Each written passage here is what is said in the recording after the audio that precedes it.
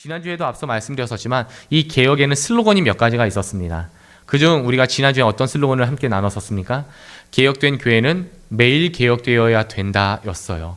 그러니까 우리가 매일 할 수 있는 일을 하자라는 거예요, 여러분들. 매일 할 수 있는 일. 우리가 매일같이 큐티 할 수 있고요. 매일같이 성경 볼 수 있고요. 매일같이 찬양할 수 있습니다. 매일같이 하나님을 기억할 수 있고 그 하나님께 감사할 수 있어요. 그러니까 그렇게 매일 할 수 있는 일을 매일 하자라는 것이 개혁의 정신이었습니다. 뭔가 이벤트성이 아니에요. 뭔가 새로운 일들이 아니라고요. 1517년 독일에서 일어난 이 종교개혁. 이 종교개혁자가 누구였습니까? 우리가 잘 알고 있는 마르틴 루터. 오늘 우리가 찬송가 585장 함께 찬송했었는데 그 찬송가를 작곡한 분도 역시 마르틴 루터이십니다. 하지만 어쨌든 그 마르틴 루터께서도 인간이었기 때문에 그에게 모난 부분도 있었고 약함도 있었고 실수와 잘못됨도 분명히 있었습니다. 하지만 그럼에도 불구하고 그의 마음의 중심은 하나였어요. 이 부패한 로마 교황청으로부터 어떻게 하면 복음의 개혁을 이룰 수 있을지, 이 타락한 천주 교회로부터 어떻게 하면은 다시 한번 하나님의 주 되심과 예수의 그리스도 되심과 그 안에 있는 구원의 소망과 풍성함을 누릴 수 있을지, 수많은 사람들이 어떻게 하면 성경을 볼 수 있을지에 대한 그 마음에 갈구함이 있었다라는 것입니다. 그런데 그 일이 너무나도 쉽지 않았어요. 왜냐하면 로마 교황의 위세가 정말 하늘을 찌르는 듯 했거든요. 아시겠지만 여러분들, 황제를 누가 세웠어요? 로마 교황이 세울 정도로 강력했었다고요. 예를 들면 여러분, 지금은 우리 민주주의 사회에서 그런 일은 절대 없겠지만 한 교단 교계의 총회장이 우리나라 대통령을 세울 수 있다라고 한다면 누가 더 높은 거겠습니까, 여러분들? 그런 시대였어요. 그러니 여러분들, 한 사람이, 그것도 사제 출신의 이 한 사람이 그 하늘의 별과 같은 로마 교황을 어떻게 꺾을 수 있겠습니까? 그래서 그게 좌절의 시간이 다가왔어요. 슬럼프가 다가오고 이제 포기하고 싶은 거예요. 이제는 버틸 힘이 없어요. 자포자기하고 싶은 심정으로 그냥 집에만 누워 있었던 거예요, 루터가. 그때 어느 날 이 루터의 아내 KT가 검은 상복을 입고 루터가 누운 침상에 왔다고 합니다. 검은 상복을 입고. 근데 루터가 누워있다 깜짝 놀라서 깨어났대요. 아니, 여보, 무슨 일이야? 누가 죽었어요? 네, 방금 누군가가 죽었습니다. 아니, 누가 이렇게 갑작스럽게 죽었단 말이에요. 지금 우리 같은 뭐 여러 가지 질병들이 원체 많으니까 그럴 수도 있지만 이 시대는 또 그런 시대가 아니니까. 아니, 이렇게 갑작스럽게 누가 이렇게 죽었단 말이에요 했더니 이 아내 KT가 뭐라고 얘기하냐면, 방금 하나님이 돌아가셨습니다. 아니, 여보, 무슨 말 같지도 않은 소리요. 그런 얘기 함부로 하는 거 아니요 라고 이야기했더니 그 아내가 뭐라 대꾸하냐면요, 여보, 하나님이 죽지 않았다면 당신이 이럴 리가 있겠냐? 하나님이 살아계신데 어떻게 당신이 포기할 수가 있겠냐? 내가 아는 내 남편은 그런 사람이 아닙니다. 분명히 하나님이 죽었다. 이 한마디를 듣고 다시 루터가 깨어나고 일어나서 그 자리에서 소망과 용기를 얻어 우리가 알고 있는 그 종교개혁을 무사히 성공리에 마칠 수 있었다라는 그의 자서 고백이 있습니다. 여러분, 여러분의 하나님은 어떠세요? 혹시 여러분의 하나님도 죽진 않았습니까? 아니면 정말 살아 계십니까?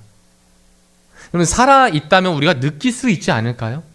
살아 있다면 뭔가 우리가 관계나 소통할 수 있지 않을까요? 그런데 그렇게 하고 있느냐는 거예요. 둘 중 하나예요. 내가 죽었든지 하나님이 죽었든지. 분명 둘 중 하나일 겁니다.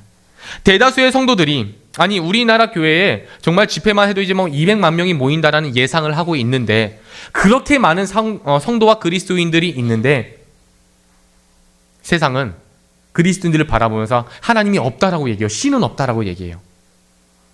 그리고 정말 비참한 현실이지만 우리 가운데서도 하나님 없는 것처럼 살아가는 사람들이 있다니까요. 열방의 교회 사람들은, 열방의 교회 다니는 성도들은 전부 하나님 살아계신 것처럼 살아가십니까? 한 주간의 삶에서?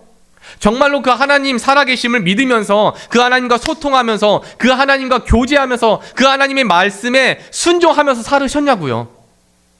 아니면 하나님 살아계심 믿습니다라고 말만 하고 그 하나님 죽은 것처럼, 없는 것처럼 살고 있지는 않으십니까? 오늘 다시 한번 우리 살아계신 하나님을 믿는 그 믿음의 모습으로 회복하는 그 은혜가 있기를 축원합니다. 본문의 말씀은 히스기야 왕이 또 남유다 예루살렘이 국가적 위기를 직면한 그 이야기를 다루고 있어요. 당시 고대 국가 중에 최강국 중 하나였던 아시리아, 지금 성경에서 아수르라고 번역한 나라입니다. 그러니까 이 아시리아가 남유다 예루살렘을 침공한 거예요. 수도를 침공했다고요. 그러니까 여러분들 이게 지금 우리 참 감이 안 오는데 이렇게 표현할게요. 지금 중국에 있는 중공군들이 우리나라 서울을 침략한 거예요. 가망이 있어요, 없어요? 없어요. 무슨 가망이 있습니까, 거기에? 지금 뭐 아무리 뭐 현대화됐다, 뭐가 됐다 하는데 우리나라에 뭐 핵무기도 없고, 또 제가 알기로는 뭐 우리나라 뭐 지금 있는 국군 장병들이 옛날 막 6.25 참전했던 우리 선배 세대만큼 강력한 어떤 애국심이 있거나 그러지도 않지 않습니까? 핸드폰 하고 있을 텐데. 총을 맞추면 얼마나 맞추겠냐고요. 제 기억에 제가 군사교육 받을 때 만발의 한 명이다라는 얘기를 들었었거든요. 그 6.25 참전했을 때 쓴 탄피수와 사상자들을 비례했을 때 10,000명 중에 1명이 맞았다. 그러니까 왜냐면은 이렇게 쏜대요. 총을. 일단 살아야 되니까. 그러다 보니까 그런 통계가 있었다고 하는데, 어쨌든 여러분들 지금 그런 상황이에요. 그런 상황. 그럼 여러분들 군사적으로 감당할 수 없는 이 절망적인 상황 속에 왕이 결정할 수 있는 건 두 가지밖에 없는 거예요. 왕이 결정할 수 있는 두 가지. 첫 번째, 항복한다.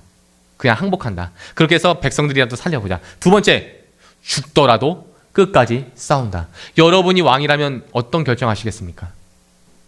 항복하시겠습니까? 아니면 죽더라도 끝까지 싸우시겠습니까?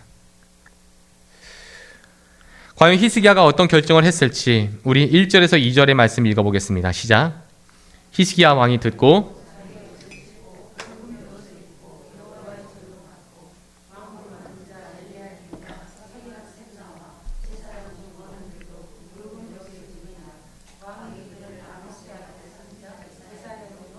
아멘. 열왕기하 19장 1절을 보시면 이제 똑같은 이야기가 역사서에 기록되어 있는 건데, 그 옷을 찢고 굵은 베옷을 두르고 성전으로 갔다라고 되어 있어요. 히스기야 왕이 옷을 갈아입은 게 아니에요, 여러분들. 그러니까 히스기야 왕이 뭐 입고 있었을까요? 처음에는 왕이니까 왕복을 입고 있었겠죠. 왕복을 입고 있다가 지금 이 소식을 들은 거예요. 하나님 여호와를 비방하는 이야기를 듣고 유다 예루살렘이 멸망할 거라고 지금 적국에서 그런 사신을 통해서 듣고 있는 거예요. 그랬더니 그 이야기를 들은 히스기야가 어떻게 합니까? 그 이야기를 듣고 자기의 무엇을 찢었어요? 왕복을 찢었어요. 왕복을 찢고 나서 열왕기하 19장 1절에 보면 굵은 베옷은 언제 입는 거예요, 보통? 베옷은 회개할 때 입는 옷이에요. 참회할 때, 죄를 고백할 때 입는 옷이라고요. 근데 이 옷을 역사서에서는 갈아입고 갔다가 아니라 그 옷을 이렇게, 예를 들면 이렇게 두르고 갔다라는 거예요. 입지 않고. 그러니까 여러분들 왕복은 찢어져 있죠. 베옷은 이렇게 막 걸쳐져 있죠. 그냥 거짓골인 거예요. 옷을 제대로 갈아입지도 않은 비통한 모습으로, 그럴 정신이 없는 거예요. 그 모습으로 자신들의 죄악과 잘못으로 인하여 하나님이 모욕당하는 것을 슬퍼하는 히스기야의 심정이에요, 여러분들. 지금 나라가 망하게 됐다, 내가 죽게 됐다. 우리 같으면 그런 생각하죠, 여러분들. 다음 달 이거 어떻게 내냐, 카드값을. 이거 어떻게 하냐, 어떻게 사냐. 내 노후 보장 안 돼 있는데 이거 어떻게 사냐. 지금 늘 그 주제와 문제의 핵심은 나밖에 없어요. 근데 지금 죄송합니다. 히스기야는 그 자신의 잘못과 자신의 죄악들, 우리의 그 모든 부패함 때문에 하나님의 이름이 세상에게 먹칠당하고 있는 그 비통한 모습 때문에 옷 갈아입을 채도 얻지 못한 채 굵은 베옷을 두르고 갑니다. 그냥 가지고 갑니다. 2020년 8월입니다. 코로나 당시였죠. 목회 데이터 연구소 엠브레인 트렌드 모니터 조사가 있었는데요. 그 리서치 조사 주제는 종교에 대한 대국민 인식 조사였어요. 그럼 이 종교에는 우리나라 3대 종교라고 불리워지는 천주교, 불교, 그리고 개신교에 대한 인식 평가가 기록되어 있었습니다. 거기에 따르면 우리나라 국민들이 천주교와 불교에 속한 사람들 이미지가 이렇게 평가해요. 온화하다, 따뜻하다, 참을성이 있다 라고 하는 긍정적인 이미지가 굉장히 높았습니다. 근데 반면에 여러분들 뭐 예상하고 있으시겠지만 개신교에 대해서는 거리를 두고 싶다, 이중적이다, 사기꾼 같다. 사기꾼 같다. 이런 부정적인 이미지가 다수였어요. 그래서 그 결론이 참담했는데요. 기독교의 하나님은 믿고 싶지 않다. 교회는 가고 싶지 않다. 이게 여러분들 대국민 조사였던 거거든요.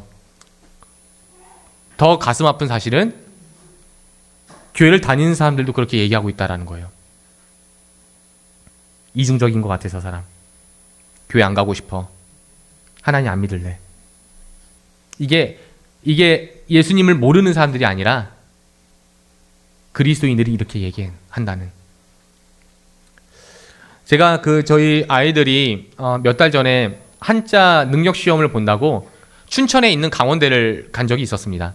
강원대 가서 이제 우리 아이들이 한자 검정을 보고 그리고 그냥 이제 집에 가기 뭐해서 닭갈비를 한번 먹고 아빠가 검색해 놓은 아주 멋진 카페가 있대. 거기 뭐 이제 미디어 아트를 쫙 해갖고 되게 멋있는 곳이래. 그래서 거기 한번 가자라고 해갖고 이제 블로그 검색을 해갖고 갔거든요. 갔는데 날도 엄청 덥긴 했어요. 날도 엄청 덥고 이제 뭐 배도 부르고 하니까 좀 별로였어요. 하여튼 별로였어요. 막 힘들고 지치고 졸립기도 하고 좀 별로였어요. 그래서 미디어 아트 이렇게 있었는데 애들도 막 가자고 하고 재미없다고 막 저도 솔직히 재미도 없고 뭐 보자고 할 만한 게 없는 거예요. 그래 그냥 가자. 그래서 나왔어요. 실망스러웠던 거죠. 혹시 교회를 다니면서 실망하신 적 있지 않으십니까, 여러분들? 목사에게, 사역자에게, 교회에게, 성도에게, 하나님에게 실망한 적 있으십니까? 그 이유를 제가 말씀드릴게요. 여러분들이 구경꾼으로 계셔서 그래요. 제가 그 카페에 왜 실망했어요? 카페 구경하러 갔거든요. 카페 구경하러 갔는데 내 뜻에 맞지가 않아요. 내가 생각했던 기대치에 달하지 못했어요. 그러니까 어때요? 실망하게 되더라고요. 그래서 교회는 어떤 곳이냐면 여러분들 함께 세워가는 곳이에요. 함께. 헌신이 부재된 교회는 실망할 수밖에 없습니다. 참여가 없는 교회는 구경꾼만 있을 수밖에 없어요. 저는 지금 이 교회들이 한국 교회가 대형화하는 이유가 바로 그 구경꾼이 늘어난다고 솔직히 생각합니다. 헌신하기 싫어서 대형 교회 가는 거 아닙니까? 솔직히 말해서. 참여하고 싶지 않아서 그런 거 아닙니까? 그냥 예배만 딱 구경하고 가고 싶은 마음이 있는 건 아닙니까? 그렇게 구경하면 여러분들 오히려 더 실망하는 거 아십니까? 물론 언론과 정치의 문제들이 있어요. 기독교의 이미지를 이렇게 만들고 이렇게 실추하게 하는 데는 분명히 그들의 나쁨이 있어요. 악함이 있어요. 그런데 그 전에 우리가 생각해야 할 건 뭐냐면요. 어쨌든 간에 교회 때문에 그리스도인 때문에 나 때문에 하나님의 이름이 실추되고 이 땅에 떨어져서 먹칠되고 있다라는 것. 그럼 여러분들 우리가 해야 할 일이 뭐겠냐고요. 따라해 보겠습니다. 참여하는 기도. 이거 아닐까요, 여러분들? 지금 우리가 당장 해야 될 건 이 부분이 아닐까요? 뭐가 그르고 뭐가 옳다를 외치기 전에 지금 한국교회가 이렇게 무너지고 이 나라에 하나님의 이름이 땅에 떨어진 그것을 먼저 회개해야 되는 거 아닙니까? 개혁을 하려면 여기서부터 이루어져야 되는 거 아니냐고요. 너 잘못했다가 아니라 우리가 잘못하고 있는 것에 대한 깨우침이 있어야 되는 거 아니겠습니까? 이것이 없는데 너 잘못했다 하면은 세상은 뭐라고 얘기할까요? 너도 잘못했다라고 얘기하지 않겠냐고요. 순서의 변화가 있어야 되는 거, 이것이 개혁이에요, 여러분들. 우리 히스기야 왕처럼 우리의 왕복을 찝고 굵은 베옷을 두르고 성전으로 나아갈 수 있는 우리 교회가 되길 주님의 이름으로 축원합니다. 근데 성전이 어디예요? 히스기야 왕이 자신의 왕좌, 보좌로부터 벗어나 성전으로 향해 가고 있어요. 이게 도대체 무슨 의미였을까? 오래된 역사 이야기이기도 하고 히스기야를 제가 만난 적이 없으니까 히스기야의 심정을 정확히 알 수는 없습니다. 하지만 여러분들 아마도 이런 마음이었을 것 같아요. 내가 그토록 왕으로서 왕노릇했던 그 모습을 찢어버리고 하나님께 가는 거 아닐까? 그 하나님이야말로 참 나의 왕이시고 이 예루살렘의 왕이시고 이 이스라엘의 왕되심을 고백하려고 히스기야가 나아간 것은 아닐까? 그 의미로서의 왕복을 찢은 것은 아닐까?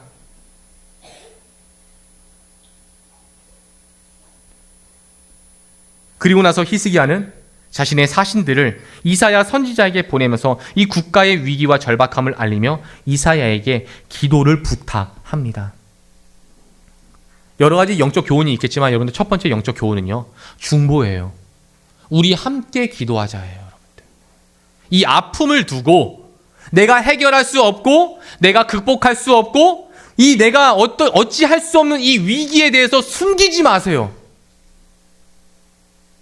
이것이 세상에선 흉이에요, 여러분들. 그렇습니다. 가십거리가 되고 그것은 분명히 여러분들 자존심을 상하게 하는 일일 것입니다. 그런데 여러분들 왜 교회에서마저 세상 세계관을 가지고 해석하려 하십니까? 왜 세상의 방법을 가지고 교회까지 들어와서 교회를 바라보려 하십니까? 우리가 함께 기도해야 할 내용은요, 내가 학원을 하고 있는데 이 학원이 더 확장되게 해주세요, 더 개선되게 해주세요가 아니에요. 내가 지금은 2000cc 자동차를 몰고 있는데 3000cc 자동차를 몰 수 있는 사회적 지위를 얻도록 기도해 주세요. 이런 개선의 제목이 아니라고요. 내가 어찌할 수 없는 문제들 다 있지 않으세요, 여러분들?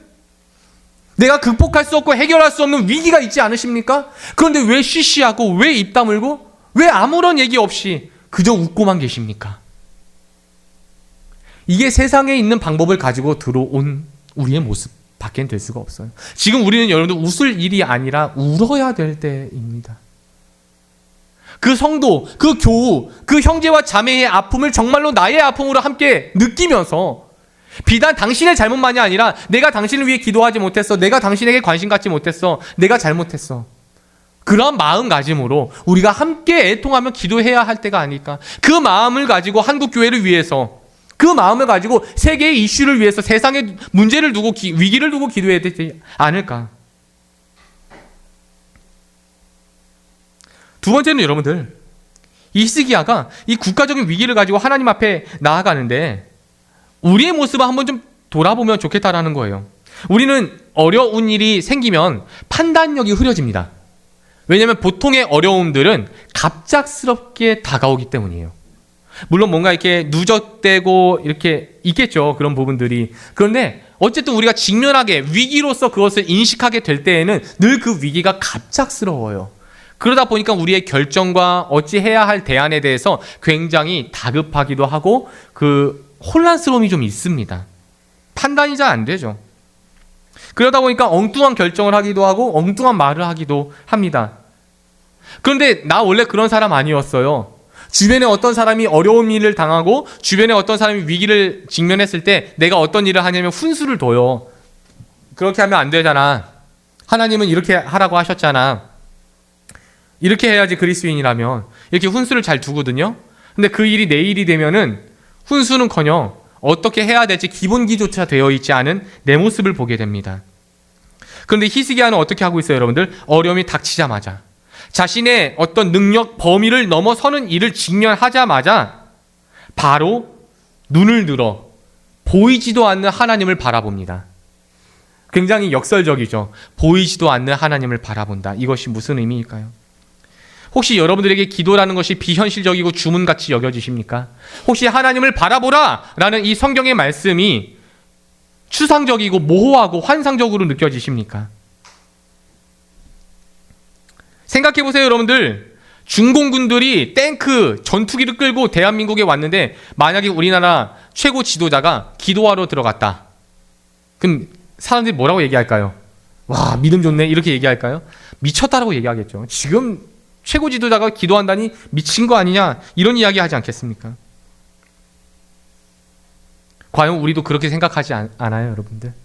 지금 이 위기 앞에서 금융의 위기면 금융으로, 정신적인 부분은 의학적으로 그렇게 해결해야 되는 거 아닌가, 이런 생각할 텐데, 여러분들 우리가 정말로 그리스도인으로서 먼저 해야 할 일이 기도라는 사실을 다시 한번, 너무 고무적이고 너무 클래식하지만 여러분들 때로는 우리가 지금 이 방법을 취해야 되지 않을까, 다시 한번 결단해 보기를 축원합니다. 3절 한번 읽어보겠습니다. 시작. 그들이 이사야에게 이르되 히스기야의 말씀에 오늘은 환난과 책벌과 능욕의 날이라 아이를 낳으려 하나 해사나 힘이 없음 같도다. 이사야가 지금 이사야에게 가서 상황이 이러하다, 그러니까 이렇게 좀 기도 좀 해달라라고 중보 요청을 한 거예요. 그러면서 그 내용이 뭐라고 하냐면요, 마치 이렇게 얘기하죠. 출산에 비유해요. 산모가 해산을 하려 하는데 힘이 없다. 그러니까 이게 지금 우리는 잘 모를 수 있어요. 우리는 뭐 무통주사도 맞고 뭐죠, 그리고 아니요, 그 애기 돌리는 주사 넣는 거 있죠. 왜? 유도분만.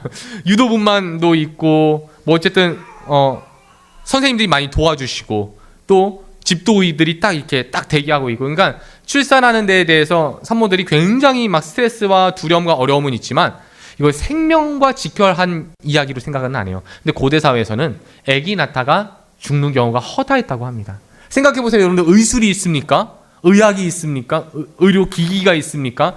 뭐가 있어요? 그냥 혼자 하는 거예요. 혼자 애를 낳아야 된다고 생각해 보세요. 이거 어떻게 해요? 그러다 힘이 다 빠져버린 거예요. 그럼 어떻게 되냐면 산모에게도 위기이지만 아기에게도 위기인 거죠. 그래서 둘이 죽는 경우가 많았대요. 역사를 보면 둘이 함께. 지금 그런 이야기를 하고 있는 거예요, 여러분들. 내가 지금 기도해야 되는 거 알아. 다 알아. 그런데 뭐가 없다고요? 기도할 힘이 없어 라고 얘기하는 거예요. 그래서 뭐 하는 거예요? 중보를 요청하는 거예요. 교회가 그런 곳이에요. 내 집은 만민이 기도하는 집이다. 그런데 왜 중보 요청을 안 하십니까?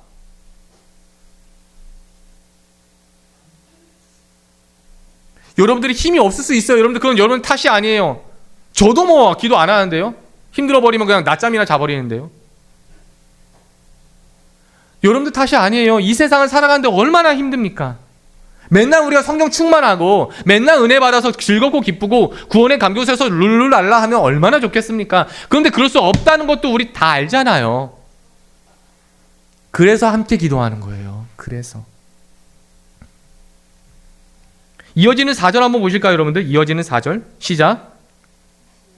당신의 하나님 여호와께서 랍사게의 말을 들으셨을 것이라. 그가 그의 상전 아수르의 왕의 보냄을 받고 살아계시는 하나님을 회방하였은즉 당신의 하나님 여호와께서 혹시 그 말로 말미암아 견책하실까 하노라. 그런즉 바라건대 당신은 이 남아있는 자를 위하여 기도하라 하시더이다. 이거예요, 여러분들. 어떤 자들을 위하여 기도해 달라고요? 지금 남아있는 자들. 이 남아있는 자들이 어떤 사람들인데요? 해산할 힘이 없는, 해산은 해야 되겠는데 해산할 힘이 없는 자들을 위해 기도해 달라. 남아있는 자들을 위하여. 근데 하나님은요, 바로 이러한 하나님이신 줄을 믿으시길 축원합니다. 긍휼을 베푸시는 하나님, 힘이 없는 자에게 힘을 주시는 하나님, 넘어지고 자빠진 자들을 다시 일으켜 주시는 하나님, 남아있는 자들을 비난하지 아니하시고 그들로 하여금 천을 이루시고 만을 이루시는 하나님이심을 믿으시길 축원합니다. 그들을 불쌍히 여기시는 하나님이에요. 그들은 죽을 날만 기다리고 있어요. 아, 이제 끝이야. 아, 이제 죽었어. 이제 다 끝났어. 이제 망했어. 이러고 자포자기하고 있는 사람들인데 그들을 불쌍히 여겨달라는 거예요. 누구에게? 하나님께. 우리 5절 6절 읽어볼게요. 시작. 그리하여 히스기야 왕의 신하들이 이사야에게 나아가매 이사야가 그들에게 이르되 너희는 너희 주에게 이렇게 말하라. 여호와께서 이같이 말씀하시되 너희가 들은 바 아수르 왕의 종들이 나를 능욕하는 말로 말미암아 뭐하지 말라? 두려워하지 말라. 아멘. 지금 아시리아 군대의 조롱과 위협을 두려워하지 말라고 말합니다. 재미난 이야기가 있는데 여러분 살쾡이 다들 아시죠? 지금 우리 세대에서는 동물원에 가야만 볼 수 있는 들짐승인데 이 살쾡이가 높은 나무에 있는 다람쥐를 사냥하는 방법이 있대요. 물론 살쾡이 정도면은 나무에 타다다다닥 올라가겠죠. 근데 나무를 아무리 잘 탄다고 한들 다람쥐보다 잘 타겠습니까? 다람쥐 막 째까내갖고 막 나무 굴 속으로 또 막 들어가고 이럴 텐데. 그래갖고 이 살쾡이가 나무 위에서 딱 다람쥐를 발견하면 뭘 하냐면은 쏘아본대요. 가만히 쏘아본대요. 그러면은 이 다람쥐가 그 쏘아보는 살쾡이의 눈에 얼어붙어갖고 몸이 딱 굳는데요. 근데 그 장면이 있어요. 다람쥐가 그냥 딱 굳어요. 딱 굳어갖고 툭 떨어져요. 그러면 살쾡이 뭐 하면 돼요? 먹으면 돼요. 제가 죄송해요 여러분들. 저도 이제 원피스라는 만화를 보거든요. 만화책. 거기서 팩이라는 게 있어요. 이렇게 딱 쳐다보면은 막 기절하는 그런 능력이 막 발휘되는데 마치 살쾡이가 그런 패기를 발현하는 것처럼 그냥 딱 굳어갖고. 왜 개구리들도 뱀 앞에서 굳어버리고 토끼나 사슴들도 호랑이 만나면 어떻게 해요? 굳어버리죠. 그래서 우리 입장에서는 저거 왜 저렇게 그냥 죽냐, 빨리 도망가야지. 왜 자동차가 이렇게 왜 교통사고 날 때도 드라마 같은 거 보면 쳐다보고 있잖아요. 그 두려움에 압도돼서 굳어버리는 거예요, 여러분들. 두려움에 압도돼서. 때때로 우리 주변의 환경과 문제와 위기 때문에 우리의 영혼이 또는 우리의 마음이 우리의 정서와 몸이 굳어버려서 판단하지 못하는 경우가 분명히 있습니다. 우리의 판단이 흐려져요. 두려우니까, 그 두려움에 잡혀버렸으니까, 꽉 잡혀버렸으니까 내 힘으로는 이 두려움을 벗어날 수 없을 테니까. 그때 여러분들 오늘의 이 하나님께서 우리에게 주신 이 편지의 내용을 기억하십시오. 두려워하지 말라. 두려워하지 말라. 이 하나님께서 우리에게 보내신 이 편지 한 통의 한 구절을 여러분들 두려운 위기 속에서 반드시 기억할 수 있는 은혜가 있길 축원합니다. 7절에 보시면 보라! 라는 말씀을 하는데 제가 금요 심야 예배 때도 한번 말씀드렸어요. 선지서나 묵시문학에서 표현되어지는 보라, 히네라는 이 단어는요, 진짜 봐라! 이런 단어가 아니에요. 자, 우리 시계 좀 보세요! 하고 보라! 이런 단어가 아니라 내가 뭔가 이렇게 여행하다가 뭔가를 딱 봤어요. 예를 들어서 지리산을 가고 있는데 저 멀리서 반달곰을 봤어요. 그럼 어떻게 할 거예요, 여러분들? 예, 봐봐. 자, 이 표현은 진짜 저것 좀 같이 보자 이 표현보다는 나의 감탄이에요. 감탄. 그래서 성경에서 보라라는 단어가 뭐 시편이나 예언서에 나타나게 되면은 이 뭔가 놀랄만한 일입니다라는 것을 여러분들 기억하시면 돼요. 문학적인 장치예요. 놀랄만한 일입니다. 그럼 무엇에 대한 놀람인가? 우리 7절 읽어보죠. 시작. 보라, 내가 영을 그의 속에 두리니 그가 소문을 듣고 그의 고국으로 돌아갈 것이며 또 내가 그를 그의 고국에서 칼에 죽게 하리라 하셨느니라. 너를 두렵게 하는 그 원수가 망할 거야. 아멘이십니까, 여러분들? 우리를 두렵게 하는 그 어떠한 위기든 문제든 요소든 간에 그것은 반드시 하나님의 심판과 하나님의 능력의 손 앞에 망할 수밖에 없음을 믿으시길 축원합니다. 우리 9절 읽어보겠습니다. 9절입니다. 시작. 그때에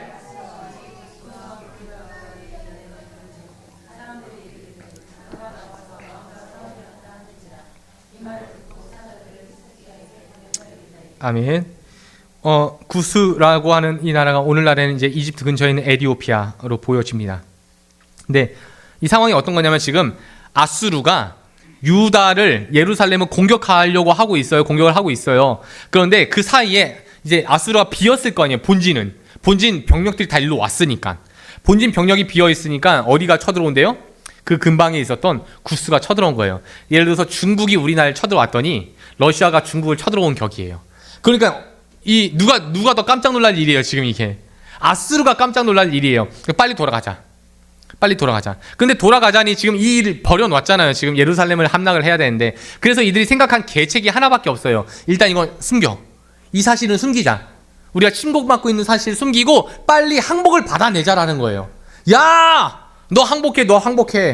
빨리 항복 받아내고 병력들 다시 복귀시키자. 이 이야기를 조금 어렵게 쓴 것 같습니다. 지령이 떨어진 거죠. 그랬더니 11절과 13절까지 이야기가 어떤 이야기냐면 제가 그냥 각색을 했어요. 야, 하나님이 진짜 너희를 구할 거라고 너 그거 믿냐? 야, 그거 다 가짜야. 거짓말이야. 말 같지도 않은 소리 듣지 말고, 야, 우리가 정복했던, 아수르가 정복했던 다른 나라들도 너들 같이 하더라고.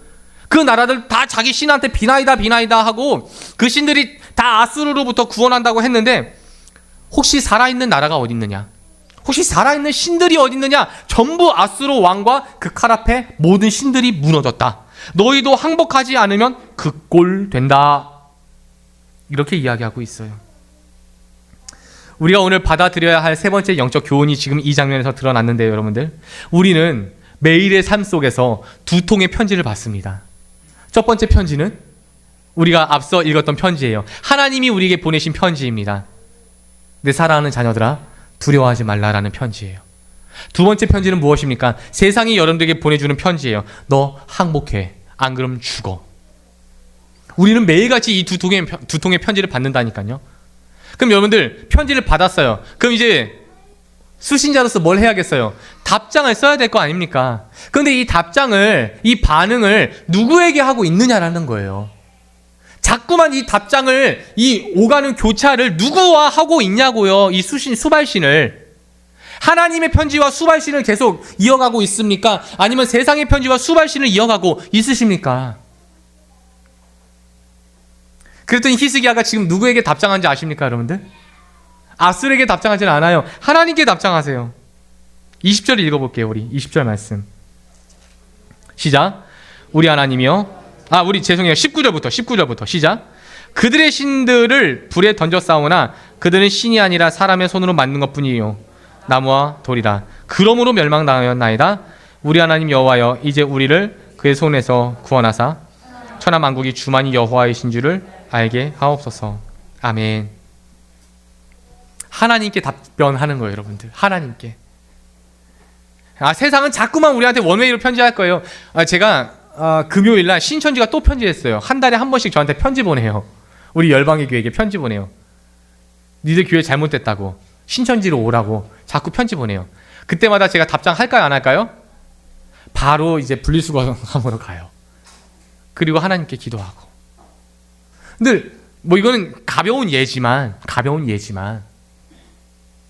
우리가 이렇게 생각하면 좋겠어요. 여러분들에게 다가오는 위기가 있죠. 여러분들이 직면한 문제들이 있지 않겠습니까? 그걸 그냥 신천지 또는 사이비 이 정도로 생각해 버리세요. 그리고 답변하지 마시라고요, 여러분들. 거기에 반응하지 마시고 누구에게 답변해야겠어요? 하나님만이 나의 구원의 하나님이신 줄을 알게 하소서 라고 답변하고 반응하고 기도할 수 있는 저와 여러분이 되길 축원합니다. 우리 주일이라서, 지금 주일이라서 교회 다 오셨잖아요. 근데 주일에는 교회 오는데 주중에는 안 오잖아요. 멀기도 하고. 근데 그게 문제가 아니라, 교회 오고 안 오고 이 차원이 아니라 주중에는 하나님이 없는 것처럼 살고 있진 않으십니까? 라는 서두의 질문을 다시 한번 던져봅니다. 힘들고 어려운 일이 닥칠 수 있어요. 당연하죠. 이 시대가 정상인 시대가 아닌데, 고장난 세상인데 당연합니다. 그런데 그 당연한 상황에 직면했을 때 어떤 방법을 선택하시냐 이거예요. 결국 내 생각, 내 방법, 사람들이 알려다 주는 좋은 방법대로 그렇게 해봤는데 안 됐어요. 그러면은 그렇게 안 됐을 때 우리 뭐 해요? 대부분 포기하려 해요. 항복하는 거예요, 결국에는 항복.